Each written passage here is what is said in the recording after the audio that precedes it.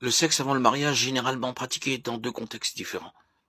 La première sont les relations sexuelles entre deux personnes qui s'aiment et sont engagées l'une envers l'autre, mais non seulement par envie d'attendre le mariage.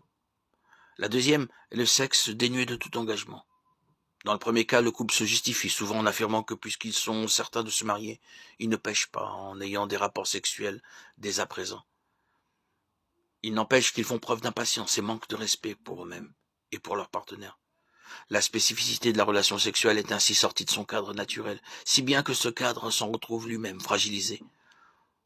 Montrer à notre futur conjoint que cela vaut la peine d'attendre renforce la relation et l'engagement.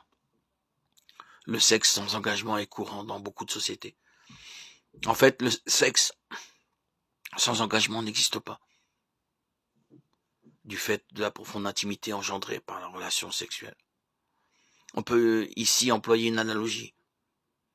En collant deux objets l'un à l'autre, ils seront collés. Si on les décolle, une trace de colle restera sur les deux objets. Plus ils auront été collés longtemps, plus cette trace sera épaisse. Si on colle le même objet plusieurs fois à plusieurs endroits différents, la colle laissera une trace partout, et l'objet finira par ne plus rester collé à rien. Il en est de même du sexe sans engagement. À chaque relation sexuelle, nous laissons une partie de nous derrière nous. Plus la relation aura duré longtemps, plus nous laisserons derrière nous, et plus nous perdrons de nous-mêmes.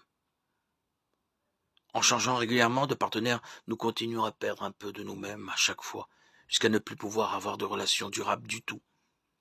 La relation sexuelle crée un lien si fort et si intime qu'elle est impossible sans engagement, malgré les apparences contraires.